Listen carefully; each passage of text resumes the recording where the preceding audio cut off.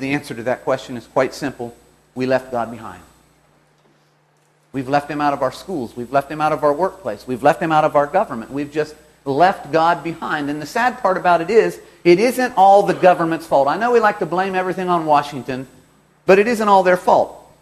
A government cannot control a people who have decided to leave God behind. And our founding fathers understood this principle very clearly. Even James Madison, our fourth president, also known as the father of our Constitution, James Madison had this to say about it. He said, "We have staked the whole of our political institutions upon the capacity of mankind for self-government, upon the capacity of each and all of us to govern ourselves, to control ourselves, and to sustain ourselves according to," what does it say, ladies and gentlemen? According to the 10 Commandments of God. So again, I ask you that question. What is the lie destroying the United States of America today? Folks, it is this notion that the law of God has been done away with, and it no longer is binding on us. And who's pushing the lie? Some of these answers will not surprise you, but some of them will. First of all, I believe the atheists are pushing the lie. They don't believe in God. They certainly don't want to be bothered by His law. And they've been gaining sway in the American courtroom since they won the Scopes monkey trial down in Dayton, Tennessee, clear back in 1929. The second group that is pushing this lie is the government. That probably doesn't surprise us, because people who are loyal to God first and the government second are often viewed as social misfits by those in government who want to have control of everything that you say and everything that you do. And thirdly, and this one surprises many people, but I believe that many churches are pushing this lie. I can't tell you how many churches I've been to. I can't tell you how many times I've been driving down the road listening to a sermon, and I've heard the preacher stand up and say, "We're not under the law, we're under grace," which is a true statement, by the way. But they thereby conclude that God's laws have been abolished. Let's see if that's what the Bible says. First of all, this is a prophecy seminar, and you will remember just a couple of nights ago we identified who the Antichrist was. We identified that very clearly, and Paul had something to say about it that was very interesting there in 2 Thessalonians.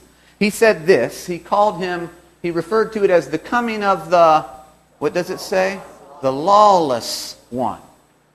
That's what the Antichrist is referred to, the lawless one. Someone who would claim that God's laws have been done away with. The coming of the lawless one is according to the working of Satan with all power, signs, and lying wonders, and with all unrighteous deception among those who perish, because they did not receive the love of the truth, that they might be saved. And for this reason, because they believed the lie, because they believed that there was no such thing as the law, because they did not love the truth, for this reason God will send them strong delusion that they should believe the lie. And you remember in Daniel chapter 7, we studied the little horn power, which we clearly identified as the Antichrist, no doubt about it. And about that little horn power, it said that he would think to change times and laws. Again, this is a prophecy seminar, and you may think that I'm on a hobby horse of mine tonight, but I'm not, because this is a foundational belief as we study the book of Revelation and delve into the prophecies. In fact, if you've been studying Revelation and having a hard time understanding it, and you also don't believe that the law applies in your life, I would suggest to you this morning, that is because you have that belief in your mind. It is limiting your understanding. And what does Revelation tell us on this topic? It says, "Here is the patience of the saints. Here are those who keep the commandments of God and the faith of Jesus." Now, there are many commentators that will say, well, having faith and keeping the law are mutually exclusive from one another. That is not what this text says, folks. It is talking about God's people right at the end of time. And it says right before Jesus comes, God's people will be doing two things. They will keep the commandments of God, and they will have the faith of Jesus Christ. Revelation 12:17 says, "And the dragon was enraged." I like the way it says it in the King James Version. The dragon was wroth with the woman. The dragon was angry with the woman. First of all, in this text, who is represented by the dragon? Satan, right there in Revelation 12. It calls him that old serpent, the devil, and Satan. And what does a woman represent in Bible prophecy? The church. And it says that Satan, the dragon, was wroth with the woman. The dragon was angry with God's church. And he went to make war with the rest of her offspring, get this now, who keep the commandments of God and the testimony of Jesus Christ.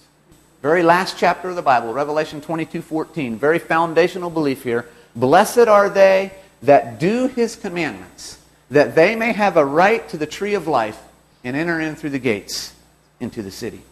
So the question comes up in many people's minds. It's an inevitable question. It's an obvious question. Why do God's people at the end of time keep the commandments if the commandments have been abolished? Why are they keeping the 10 Commandments if the law has been done away with? Why do they do this? And what are the texts that these preachers use to say that you don't have to keep the law? Actually, I'm glad you asked, since you were interested. I'm glad you asked. The first text that they usually use is Colossians 2:14. I've heard this used over and over and over again to do away with the law. Let's look at what it says. Blotting out the handwriting of ordinances that was against us, which was contrary to us, and took it out of the way, nailing it to his cross. Now, folks, it's true. When Jesus died on the cross, something was taken out of the way. Something was nailed to the cross. And what does this text say it was? The ordinances, the handwriting of ordinances. Now, the question that we have to ask is, what is an ordinance? You're afraid to answer it, aren't you? An ordinance is a law. In particular, I want you to remember that we generally think of an ordinance as a local law, as a law that only applies to a certain group of people. I remember when I was a kid, I used to go to summer camp, to a little camp just outside of Elkins. Every year I went to the same summer camp, and for several years there was a man that came down from Morgantown, West Virginia to camp with his guitar to teach us some songs. His name was Dr. Harry Wyatt. I don't know why I remember that, but I do. I've never met him other than at camp on those years. And he taught us a song year after year that has come to help me understand what an ordinance is. It talks about ordinances. And at the risk of losing my job, I'm going to sing you a couple of ditties today, and this is one of them. It went like this. They passed an ordinance in our town, said we'd have to tear it down. That little white building that means so much to me. Well, the health department said its days were over and dead, but it lives forever in my memory. Don't let them tear that little white building down. What was he saying there, folks? In other words, they passed a law that said no more outhouses in the town. So an ordinance is a law, but it's a local law. Did that law that they passed apply to the people that lived in the country? No. It was an ordinance for that town. Did it apply to the people that lived in the next town down the road? No, it did not. It was a local law. An ordinance is a local law. And the bigger question that we're asking here is, does this text teach that the 10 Commandments were done away with when Jesus died on the cross? Let's see what the Bible says. First of all, you have to understand in the Bible that there are two different kinds of laws. There's the moral law that we generally refer to as the 10 Commandment law, and then there's the ceremonial law, or what we often talk about as the Mosaic law. Let's take a closer look at these two laws and see if we can't figure out what Paul was talking about in Colossians 2:14. First of all, I want to take you to a text in the Bible that mentions both laws. It's found in 2 Kings 21:8. We have two different laws mentioned in this one text. It says, "Neither will I make the feet of Israel move any more out of the land which I gave their fathers, only if they will observe to do according to all that I, God, have commanded them." That's the first law. "And according to all the law that my servant Moses commanded them." So we have two laws talked about in the Bible. We have the Mosaic law, and then we have the 10 Commandment law, God's law. So the question that we have to ask is, what are the differences between these two? Are there any differences that will help us identify the law that Paul was talking about in Colossians 2:14? So I want to take you to Exodus 31:18, talking about the 10 Commandment law now.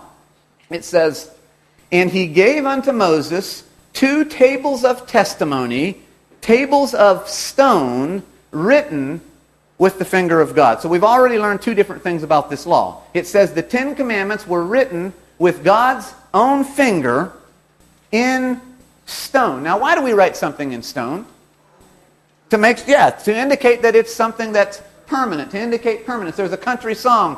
I'm going to lose my job because I'm singing instead of preaching today. There's a country song that's out there. It's not too many years ago it came out, but the guy said something like, "Baby, write this down. Make a little note to remind you in case you..."